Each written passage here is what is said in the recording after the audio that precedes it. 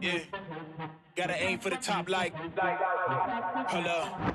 Yeah, I can never doubt myself, I know better. All of you critics be acting like you know better. Blowing the smoke, but I know when the dust settles that I'm in my element. It's evident that there's levels to the game.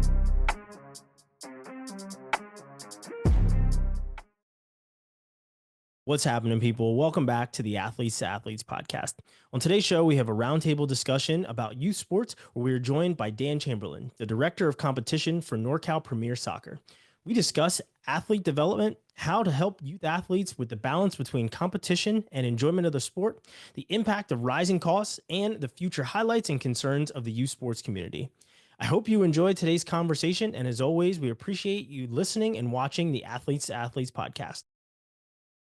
So welcome back, everyone, to the Athletes to Athletes podcast. And today, as I said, we have a special show. As always, joining me, Reid, Meyer, co-founder and CEO of Athletes to Athletes. But today we also have Dan Chamberlain that is joining us and joining the conversation to discuss our topic around youth sports. So first and foremost, Dan, welcome.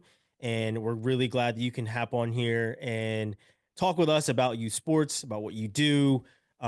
So why don't I give you the floor, allow you to introduce yourself, as well as give us what is your sports why? What really brought you into the sports community and made you want to stay after being an athlete on the Division III level and then, into your adult years? Sure. Well, Ryan, Reid, thanks for having me. Excited to be here and excited to get into this conversation. So a little bit of background. I was a sports freak as a kid, played a ton of sports, got lucky enough to play college soccer. Couldn't give it up. Tried to keep going as long as I could, which led me into coaching. So I coached in college soccer about 10 years. Then moved over into the youth space where I work. Originally worked for NorCal Premier Soccer, which is where I work now as well. Came full circle, but I've done a few things in between. Was the academy director for the San Jose Earthquakes. I ran a soccer club in Northern California here, called San Ramon FC.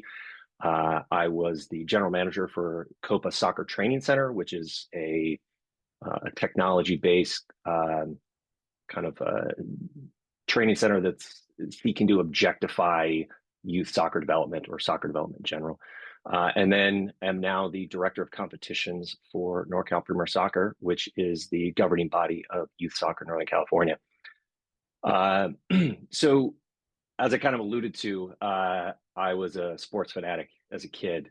My whole family was just we were always centered around sports. As young as I can remember, there was always sports in the house. So we were season ticket holders to Cal, men's basketball and football.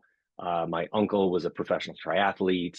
My grandpa coached my little league my first little league baseball team, and just grew up playing as many sports as I could. I think most of that was just my mom trying to keep me out of trouble and keep me busy. But I really just fell in love with competition and teamwork and the whole kind of ethos surrounding sport. And it was definitely a sense of I was so competitive that I had to keep going. I couldn't imagine my life without that in it, without showing up to practice and trying to get better and trying to win every game.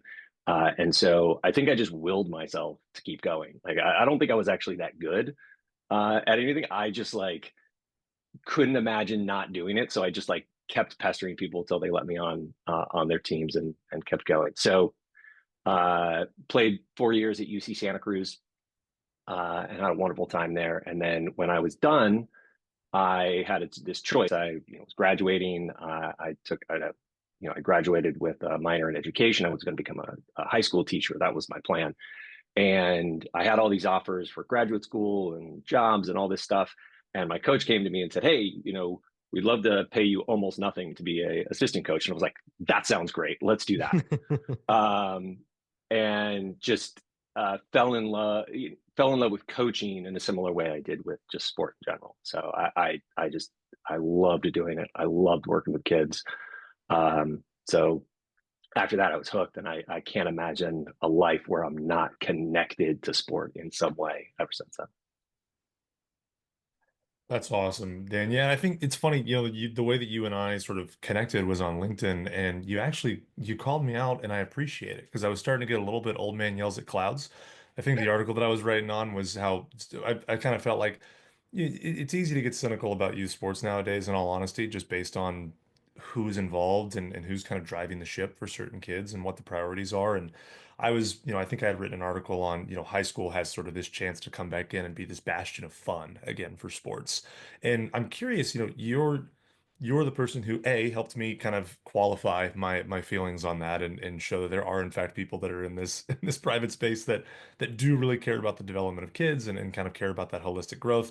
I'm curious in your opinion, based on, the fact that you've been involved in that youth space for so long now, what's kind of the landscape in your opinion right now for parents? I mean, how, as a parents, as a coach, like how do you enter this youth sport space that is now, we talk about how it's a $52 billion industry and you hear about that money and you think, man, there's probably a lot of people that want to dip their hand into that and maybe don't want to do it because they really want to make a difference in kids' lives.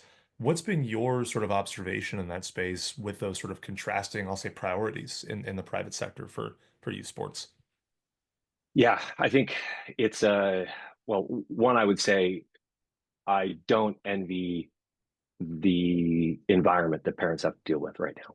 And I think the vast majority of youth sport parents out there are really good people with really good intentions that get just into this space and just go, what the hell is going on?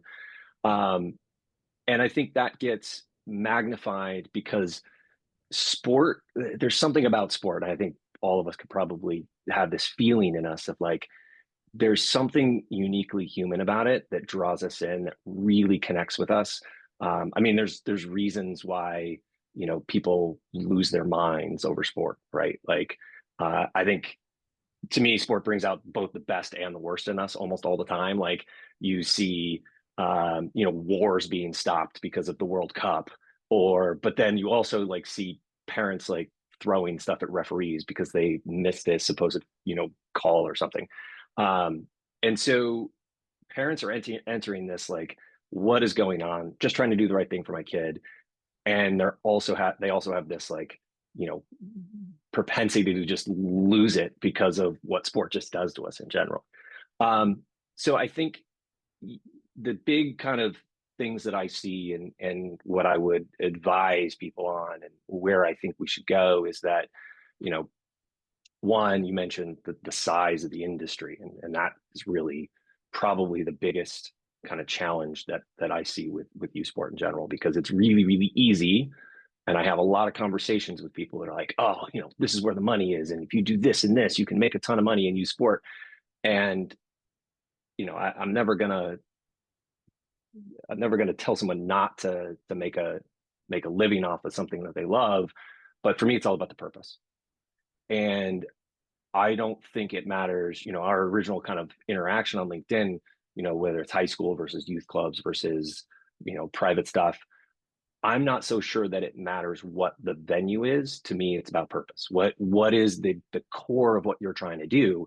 And I really believe in that, the power of sport. We've touched on it a few times here. Like, it has incredible power to do amazing things if it has real good and honest purpose behind it. And I think the winners and the losers over the next 5 to 10 years in youth sport are going to be, the winners are going to be those that have really clear purpose, and that are authentic about it. And that's, who they show up as and how their organization shows up.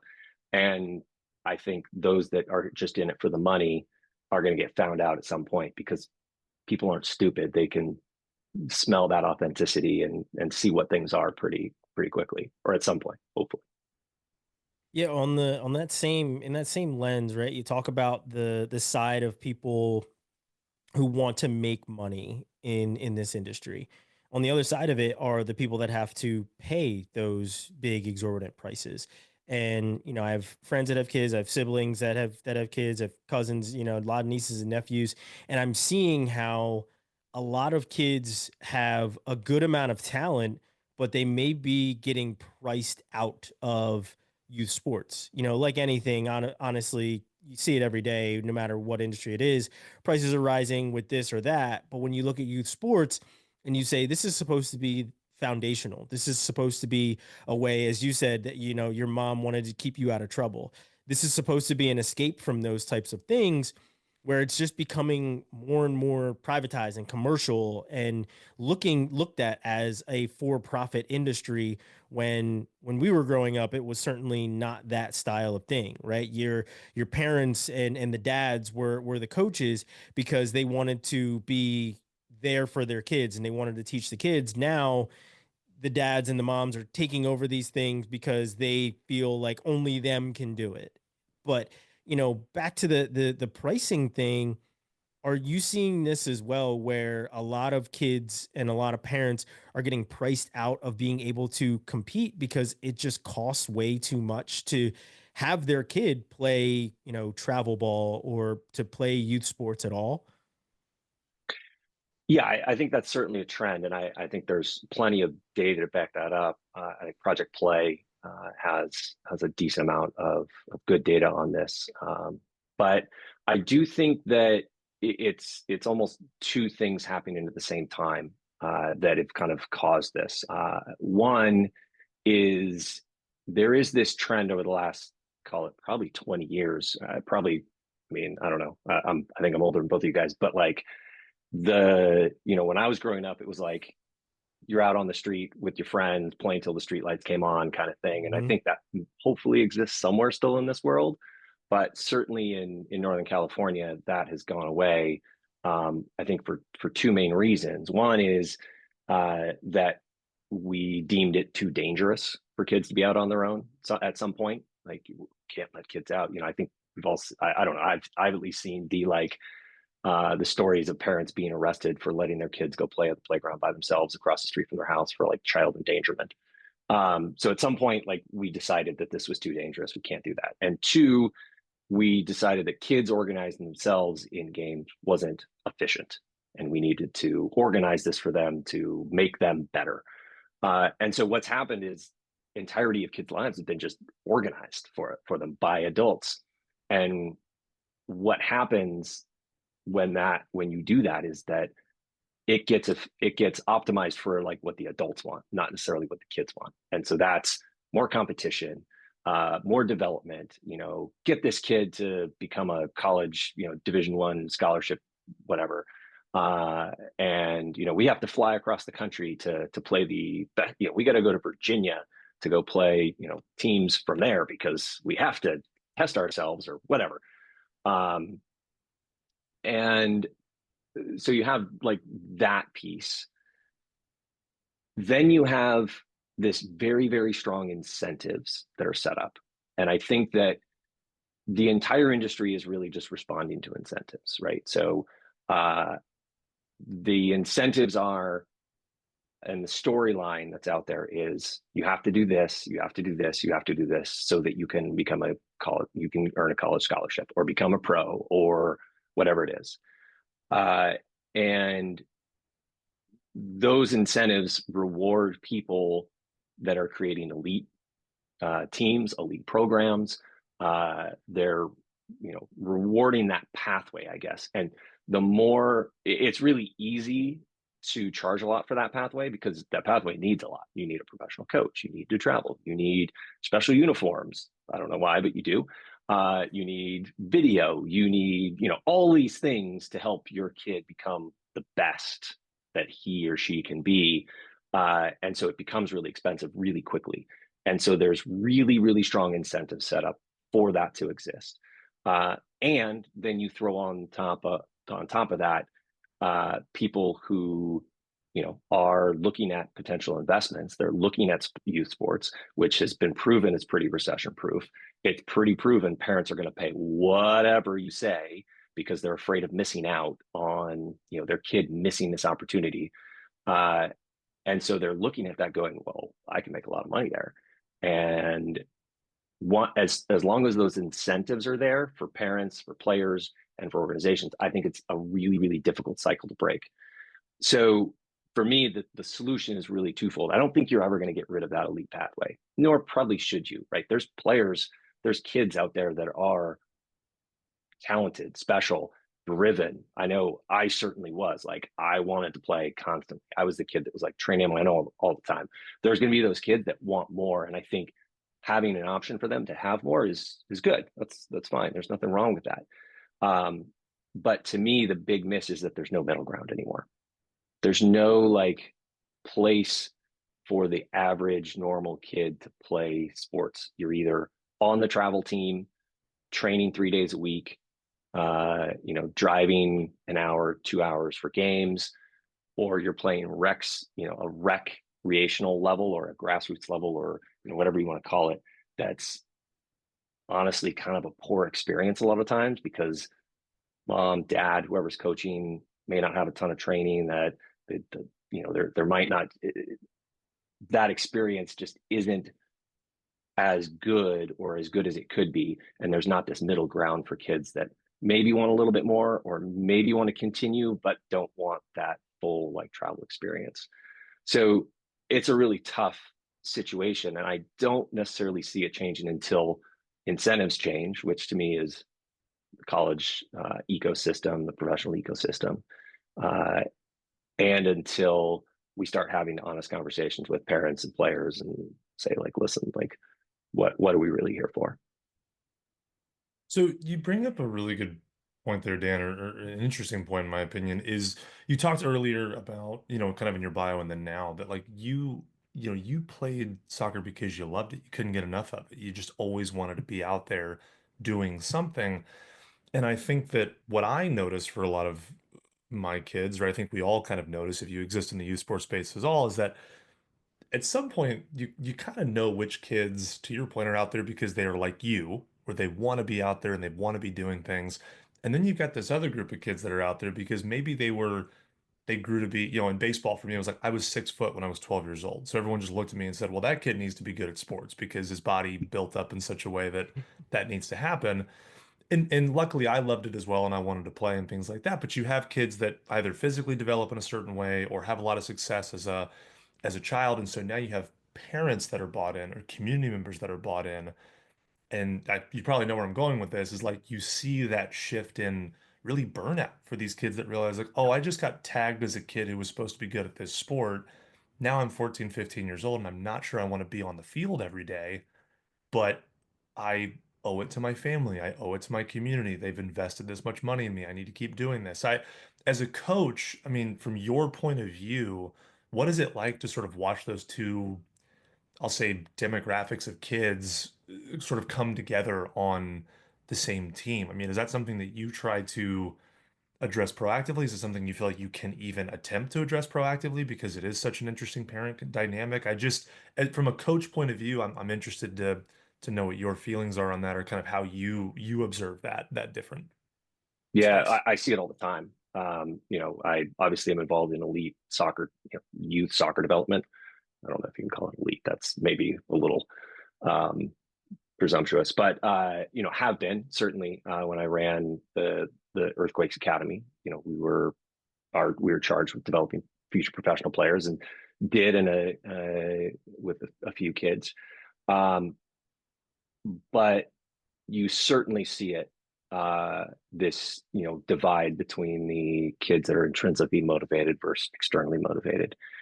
And in almost every case, the kids that are externally motivated are gonna flame out at some point. Whether it's their parents, their community, their extended family, their coach, whoever. Like, if the motivation's coming from external, it's not going to last. And so for me, the kind of the advice, or what I try to do, one, I do it with my own son, and then all the parents that are around him and his team, who talk to me, it's always really the same answer. Like, number one, like, soccer in particular, but many sports are long-term development sports, right? Like, it takes a long time to get good at it. Like, to get really good, like, takes 10 plus years. Outside of the weird ones like Messi or whoever, like when they're world class at 16 years old, like, most players don't really get really good until they're like 24, 25 years old. And at that point, you've been playing for 10 to 15 years. And so to get really good at something, you have to do it a lot. And to do it a lot, you have to love it. You have to like really, really enjoy it. And so, for most kids, I think going back to the incentives, the metrics of success are all wrong as parents, as clubs, as youth directors or coaches.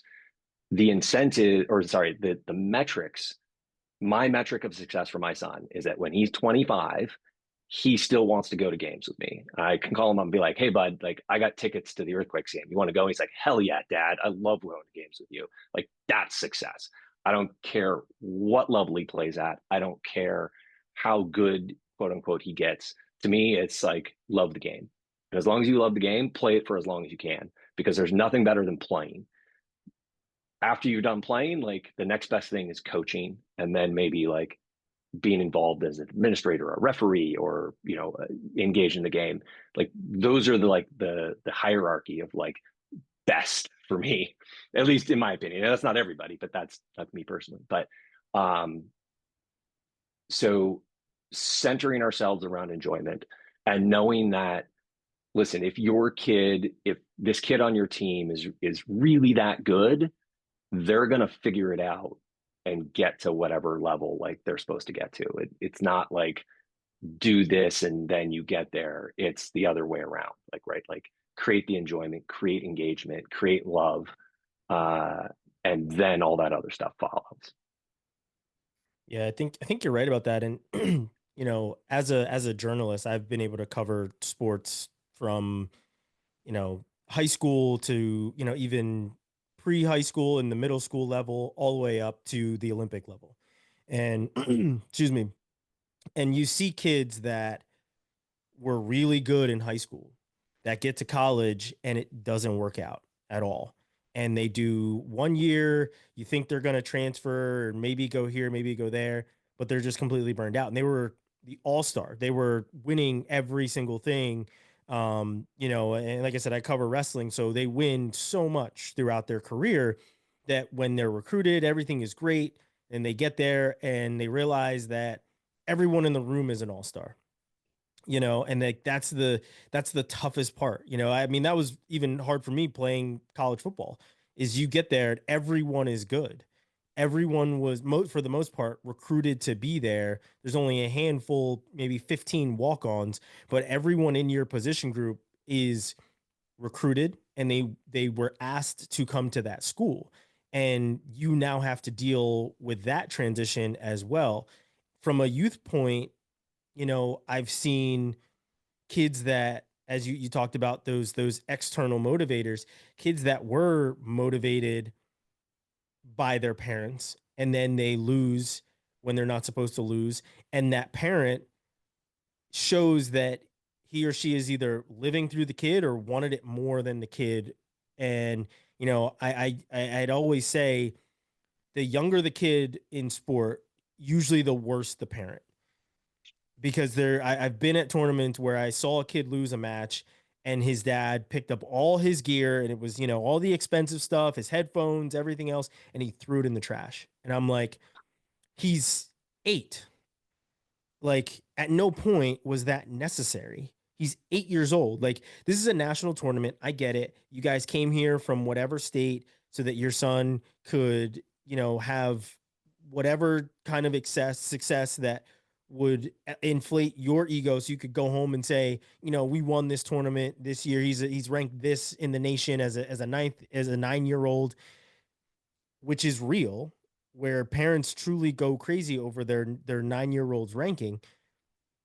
And it's all of those external motivators for the kid. The kid obviously probably loves to win and everything else, but doesn't love anything else because he's been told that winning's the only thing.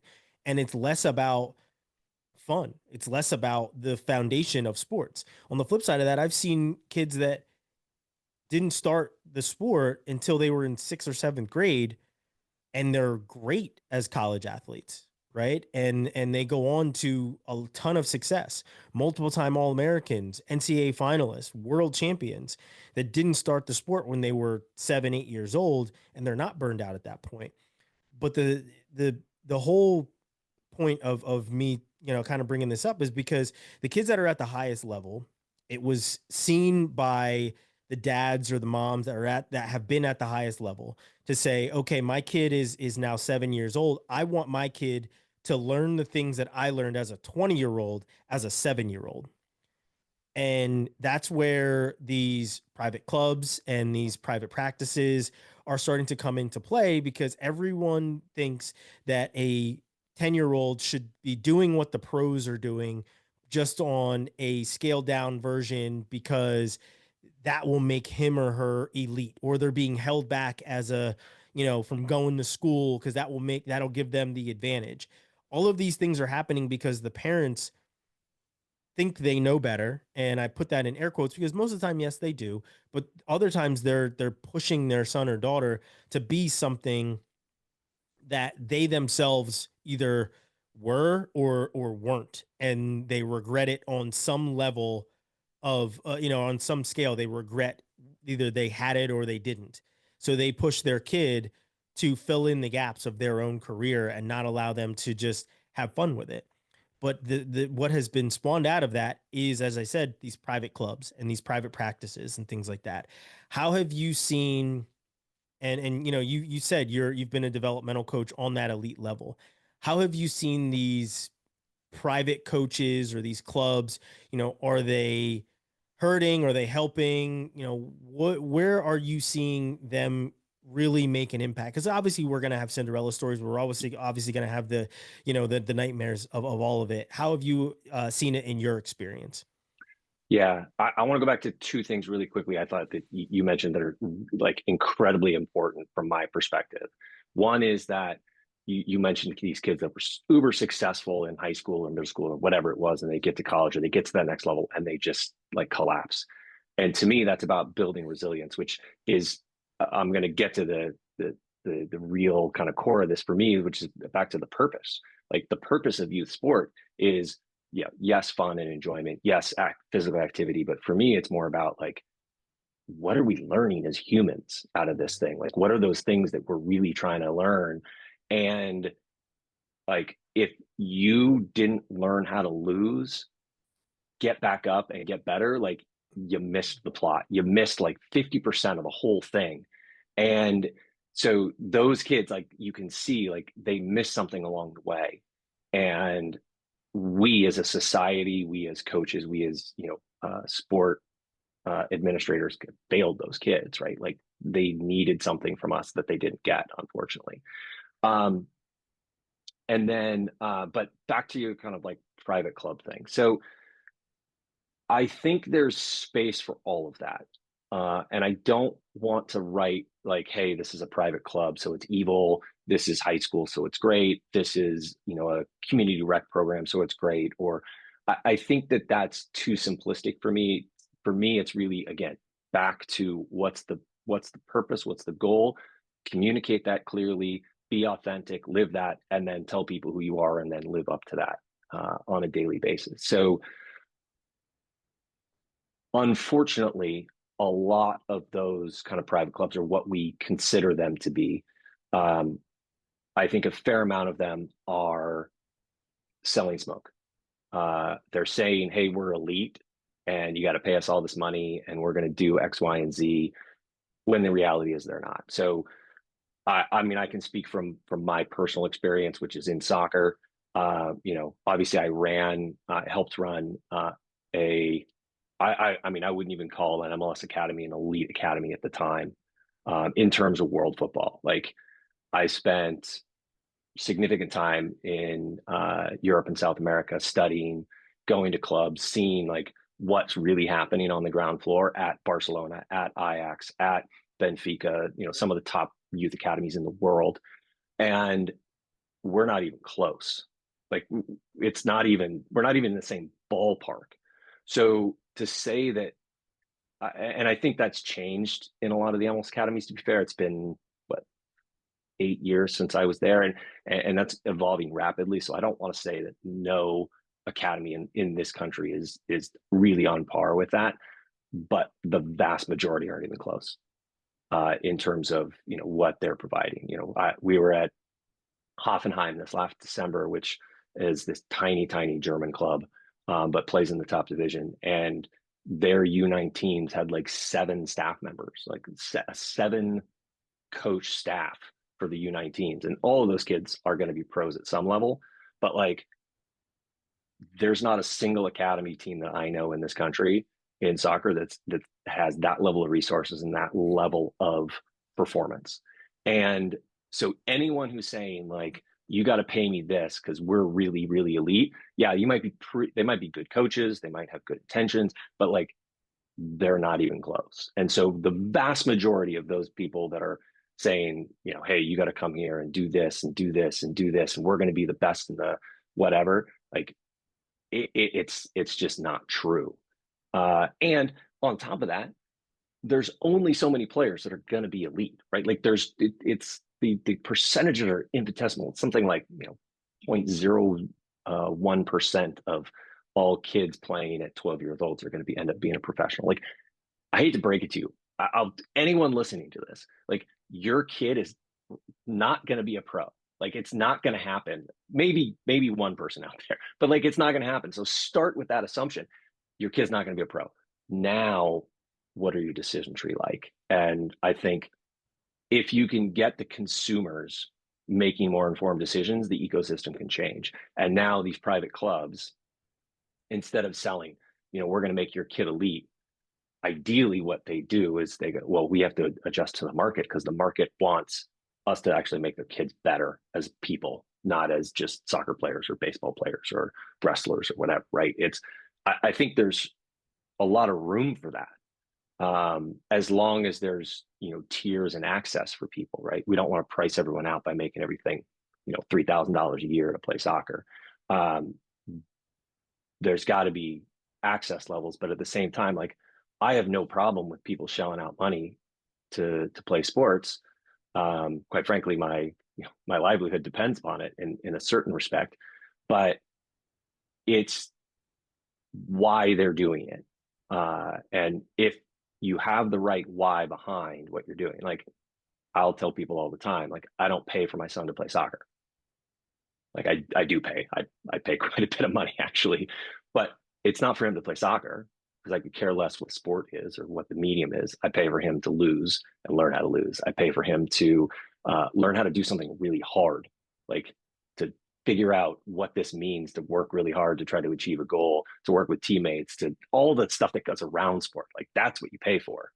And I think if we shift the mentality to that, now those private clubs, instead of saying, hey, you got to pay me $10,000 and we're going to fly across the country and do all this and do all this, now ideally there's a space for them, but it's serving the game, serving the kids, not serving the adults who are trying to make themselves look cool.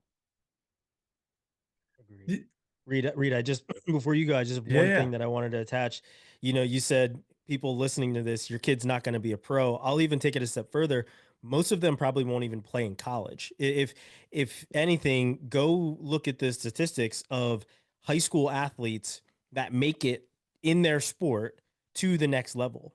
It is very slim. It's a very slim margin. And that's why, whenever we're on this podcast, that's why I proudly say that I was a Division III athlete, because going Division III is a very small margin. Going Division II, another small margin. Like, the percentage is like 7% of high school football players go on to play at any division, right? So that's something to certainly keep in mind, is that as good as you want your son or daughter to be at certain sport, the odds are against them that they will make it to that next level.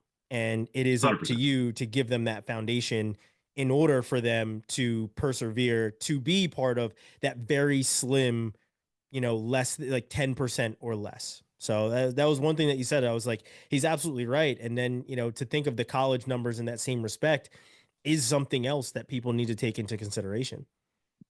100%.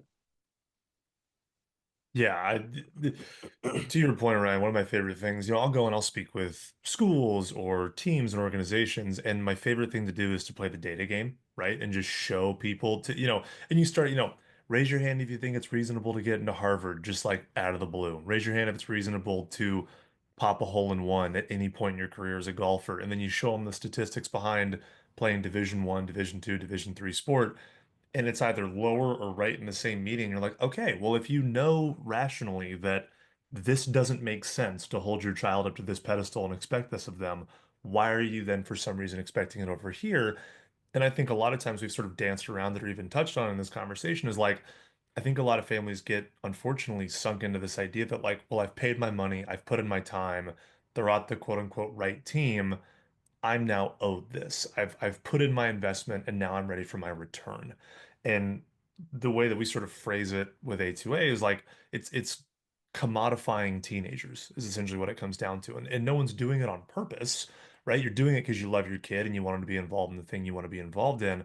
But somewhere along the way, you start to look at whether it's the balance sheet or you look at the way that your other parents and other community are talking about XYZ things, what the expectations are for your kid. And it's really easy to start basing rewards, incentives, punishments on the results of those games rather than the effort and the passion that goes into that process. And it happens to a lot of people, happened in my family, right? And I don't think for a second that my dad doesn't love me 100% and just wants the best for me. But you get in that cycle, and I think, Dan, you can speak to this a little bit more. And this is kind of what I wanted to talk about was, you talk about having these different tiers and these different roles and opportunities for kids. I wonder, it always felt like to me growing up that you had these sort of small factions that were doing it the right way. And if you were smart enough to do your research, you could kind of find the coaches that were doing it the right way or find the organizations that were doing it the right way. But many times the loudest voice wins in the room, right? And the loudest voices, especially in the youth sports space, tend to be we'll say, I don't know, culturally misaligned, philosophically jaded, however you want to put it. A lot of times it's we're going to get your kid to Division One, or we're going to win all these different tournaments, or we're number, to your point, Ryan, we're number 8 in the country for, there was a team that I grew up with. There were the 8U Bombers was the name of the team, if I remember correctly. And they were like recruiting, they were a Texas-based team, and they were like recruiting kids from like California and like kids from Maryland to go play in a tournament in North Carolina and come home. And like, what? Like it just was the loudest voice won in that room of like, I guess that's what we're doing and how we're identifying ourselves to our community and to our people. So what do you think the role is, Dan, I guess part one, like what do you think the role is for coaches in that private space to sort of establish or really be the thought leaders in how we approach this conversation? How loud do they need to be about that? And then is there a reasonable pathway for, let's take for example soccer in this space, like does USA Soccer, the NGB, get involved and say we're going to help create lines and tiers of access for this sport, or do you have to just say we're a capitalist society, if people want to spend their money over here in this corner to do XYZ, we can't stop them from doing it? Like I just wonder in your mind what sort of what role does sport have philosophically in that process for our development as a country? Yeah. Well, first to the coaches, I think coaches are also in a very similar to parents. They're in a difficult situation of they're in this ecosystem that right now really rewards the loudest voice in the room, which isn't often the best. So you get sucked up into this, just this kind of death spiral of like, I've got to recruit these kids over, and we have to, I have to keep my kids, and like, I don't want them moving into this other place or doing this or doing that. And we've lost like what the, like back to purpose, like what is the core purpose of coaching? And it's connecting with kids, it's making them better people, it's teaching them how to do something they didn't think they could do, like at the end of the day. So it doesn't matter what level you're at, who your kids are, what's going on. Like if you know who you are as a coach, then all of that stuff takes care of itself. But knowing who you are as a coach is a process, and it takes a long time, and it takes mentorship, and it's really, really hard. I'm in the middle right now, or I won't say in the middle, I'm 75% maybe, hopefully, towards a project addressing this with coaches, because I see it as a big gap where coaches have great intentions, but you just get sucked into this whirlwind of bullshit. and like it's really tough to get out, and it takes a lot of self kind of analyzing, sorry, self-analysis. Don't know if that was a word, but sure. And a lot of reflection to like, and then strength to hold that, like, here's who I am, here's what I want to do, and hold against all the kind of BS that's out there. To the governing body or the societal question, it's a really interesting one, because I compare the US and Europe a lot.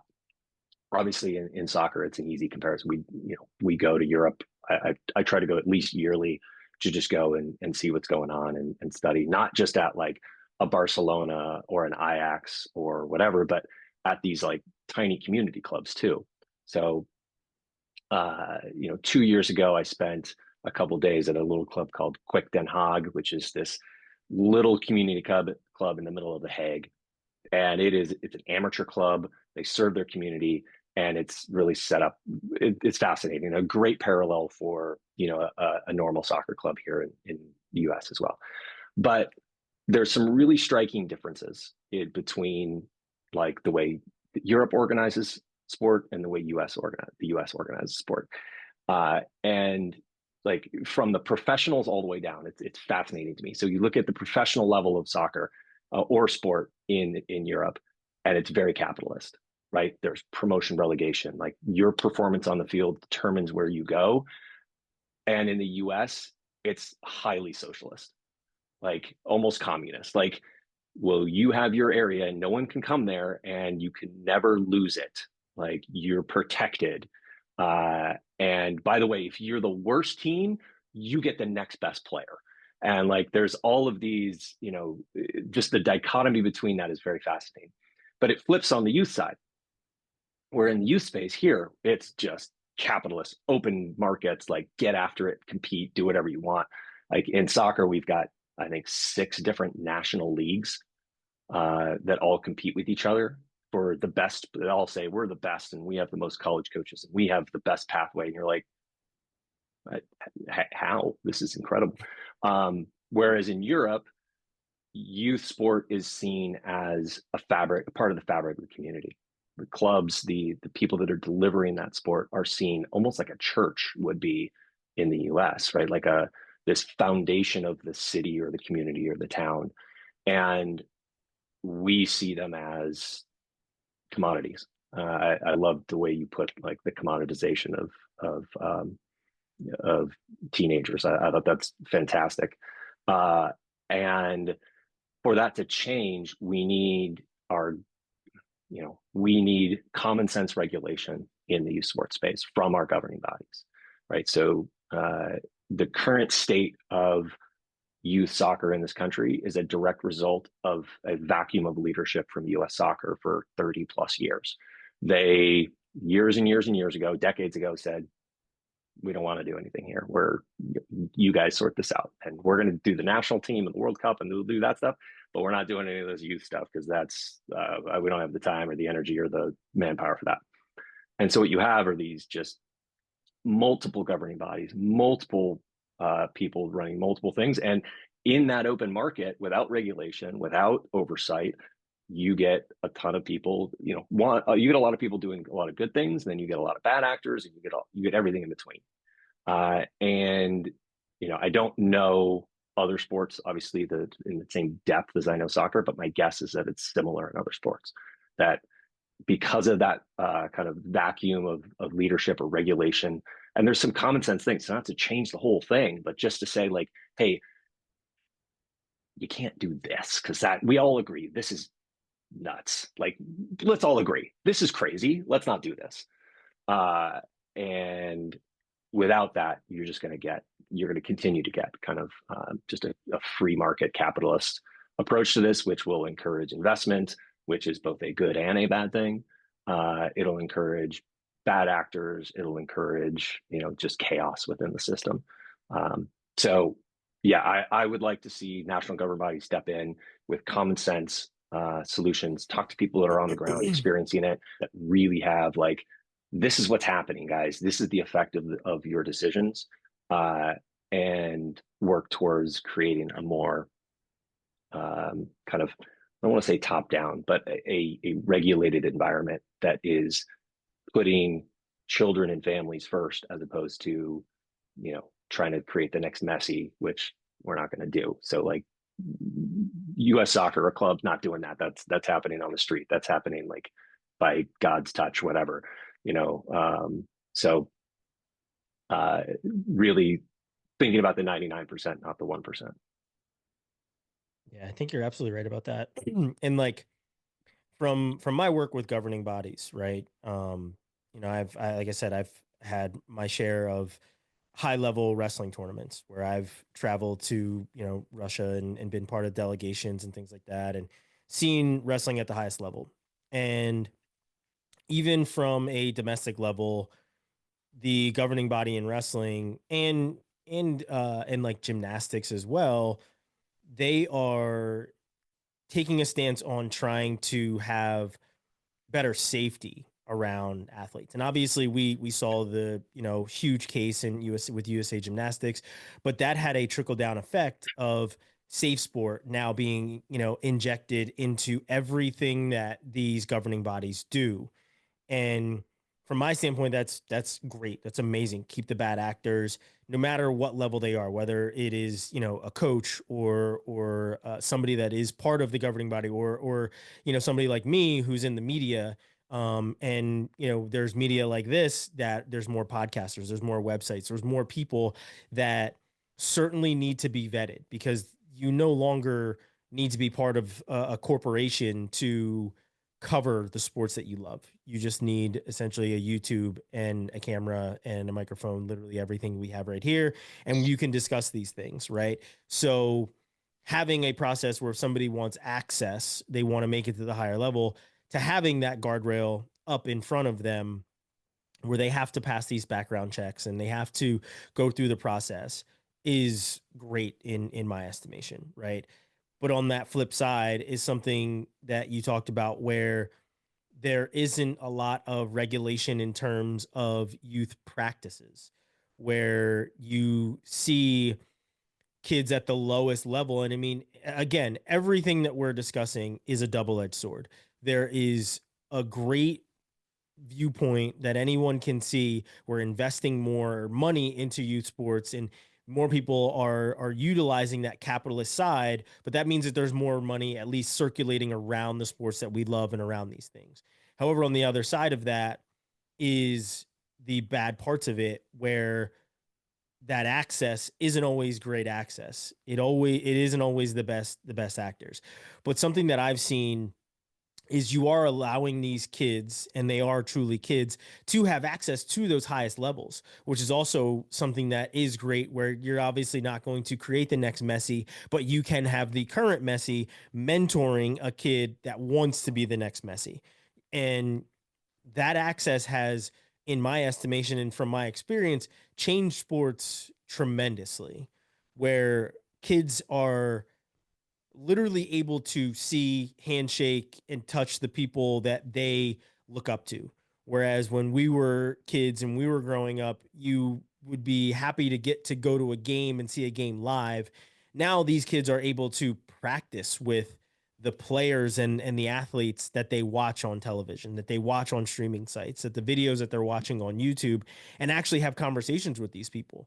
That's probably, again, another double-edged sword of social media and how things are more public. But for me, I love the fact that these kids can say, I was able to go to a camp where so and so was teaching. I learned this from so and so at this camp. From your perspective, what have been some of those double-edged swords, those catch-22s, where there's the biggest concerns that you've seen from your perspective, but also some of the things where you're like, man, this is a great way to go about it, and I love seeing the transition and the progress that is being made here. I think I would agree with everything we talked about is there's positives and negatives to it, double-edged sword. Like, more investment in the sport sometimes brings really good things. And more can mean more access, can mean better experiences. I think that the big positives that I've seen are probably kind of are around the same lines, is that the the people that have used that investment to create meaningful experiences for kids. And I think that can be a number of different things, right? Like um, there's everything from, tournaments and kind of events that you go to that can be meaningful and fun and like engaging, uh, to a camp where, yeah, you're this pro showed up and like challenged you to do this thing and you did it and like you got a signed card and like that keeps you engaged for another 2, 3, 4 years. It's something you always remember. Like we probably all have that like one or two memories, at least, probably more, of like that thing that kept you coming back for more when you were a kid. Like I have this really clear memory of a basketball camp I went to at Cal, and like I won like the defensive player of the camp, and who the hell knows what that really meant. But like that was something that was like foundational for me as like as a youth, as an athlete. I was like, I never thought I was like that good at anything, and then all of a sudden like I won this thing out of the whole like huge, what felt like a huge camp. I don't even know how many kids were there, but like um, what one of the things that we do here at NorCal is, we have a massive state cup. So largest state cup in the country, 5,000 ish teams in it. And we have like multiple tiers. And so, you have your state cup and then your platinum cup and your silver cup and your gold cup and your bronze cup and like all the way down. And you have in every age group, you have like tons and tons of teams actually winning the event. And my son, 4 years ago, his team was in the like bronze 32 division, like the lowest division. Like they were bottom, and they got to the final. And he was like, "Yeah, we're going to be the best team in the state." And I was like, "Hold on there, buddy. Let me break this down for you." But they won, and I maintain that there's kids still playing the game because of that game, because of that on the stage. They got the same experience that the top state cup team got. They got the confetti, they got the trophies up on this huge thing. It was amazing. And so I think people using that investment, using that money that's coming in to create experiences that re-engage kids, that create enjoyment, that create these really touchstone moments that will keep kids coming back, I think is the positive side.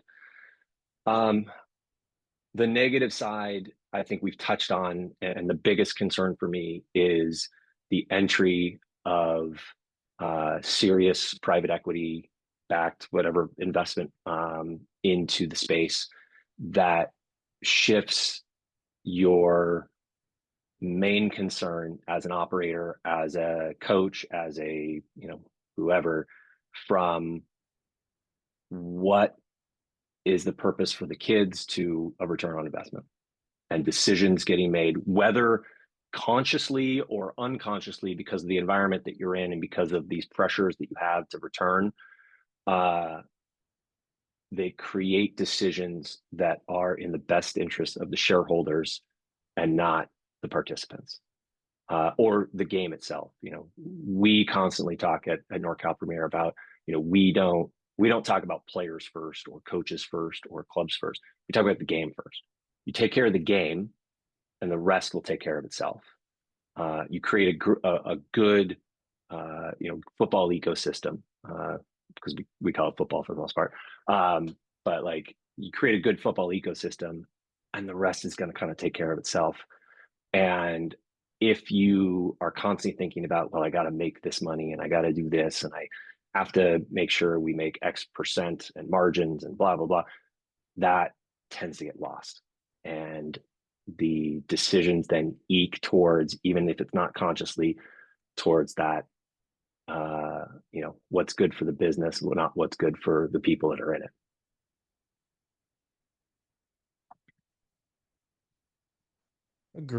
Agreed for sure. So I've honestly enjoyed this entire conversation. Before we get to the last part of it, Reid, do you have anything that you would like to jump in on? Anything you would like to add before we close out today?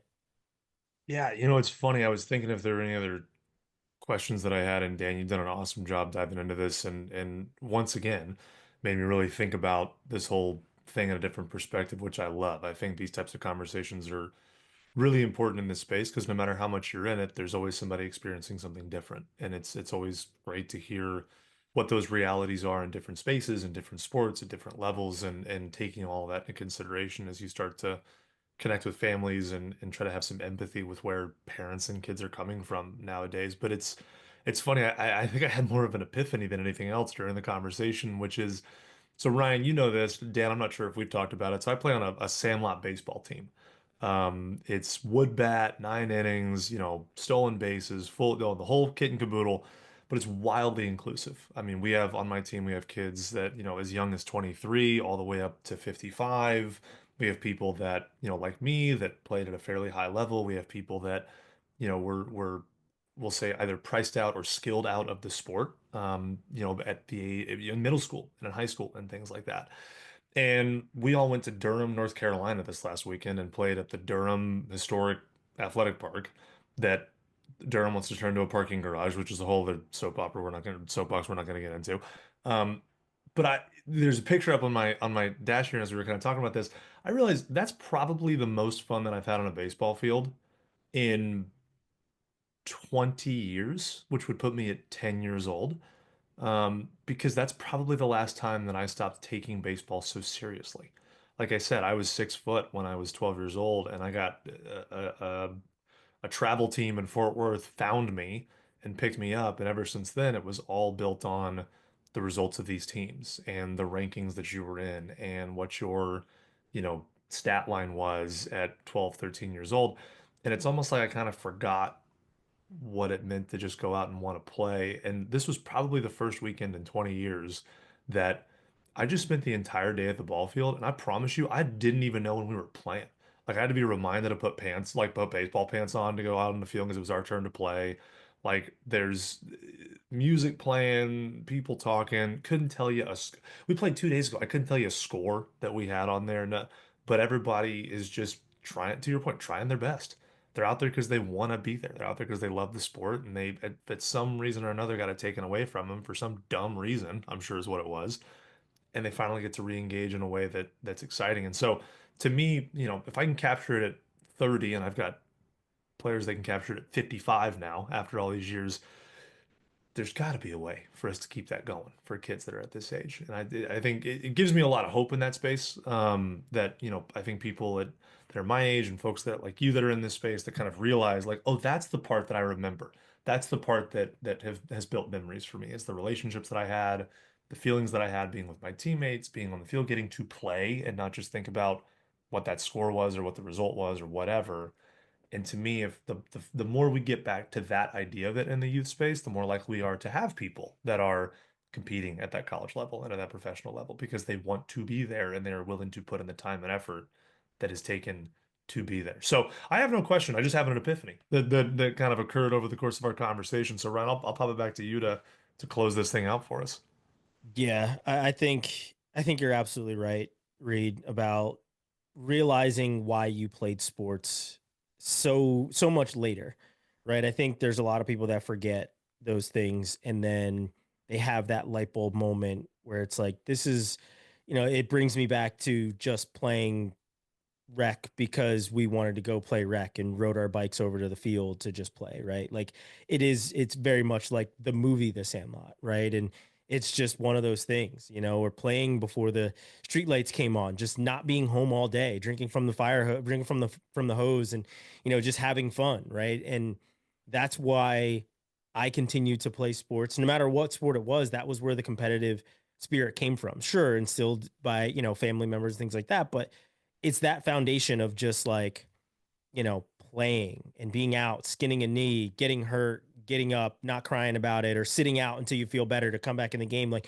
all those different things that we were able to do. Right. So I think you're absolutely right about that. And thank, thankfully there's guys like Dan who are putting their efforts back into youth sports. So Dan, for that, I really appreciate the work that you do.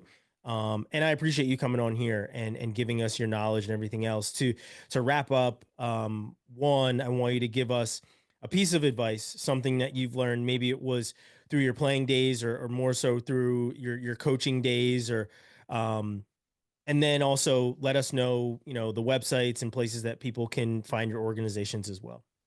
Great. Yeah. Well, before that, thank you guys for having me. This has been awesome. Really a lot of fun. Appreciated it. And Reid, I couldn't agree more with what you just talked about. I think that's freaking awesome. And I actually want to learn about this event because it's actually what I would want to create similar type of things like that. I'm always interested in those type of events. So appreciate you sharing that. Last piece of advice, I think, to me, everything comes back to the why and why we're doing things, and the purpose behind it all. I think if no matter who you are and how you're connected to sport, whether you're a parent, figuring out and keeping that purpose at the forefront of your mind, like, why are you putting your kid in sport? What's the purpose behind this? And then using that to make your decisions. And because I don't think anyone put their kid into sport so they could get in a fight with a referee. Like, I don't think that's why we initially put our kid in sport, right? But we get to that because we didn't keep that core purpose at the forefront of our mind and kind of in our consciousness. Or you're a player and you're being told that you got to go to this travel team or that travel team, but you're like, dude, I just want to play with my friends and like have fun. So keeping why you're doing it in what you're doing day to day. If you're, as a coach, we talked about like, what's your purpose as a coach? What's your why? What gets you out of bed as a coach every day?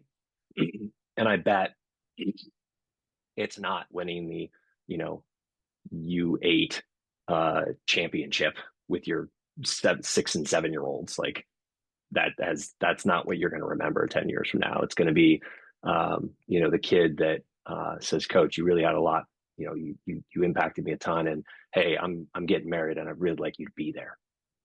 Like, that's the moment. That's the thing. That's why we get into coaching. That's how it keeps us in coaching. So keeping that at the forefront of what you're doing. And in organizations, right, of really understanding who you are, communicating that clearly to people, and then living up to that on a day-to-day basis. I think if we all did that, if everyone did that, or did it more, because none of us are perfect, we'd all be in a better place. Agreed. So Dan, again, really appreciate you coming on, and for everyone, hopefully you guys took some sort of semblance of advice or insight from this entire conversation. But again, Dan, thanks a lot for coming on, and for everyone else, appreciate you watching and listening the Athletes podcast.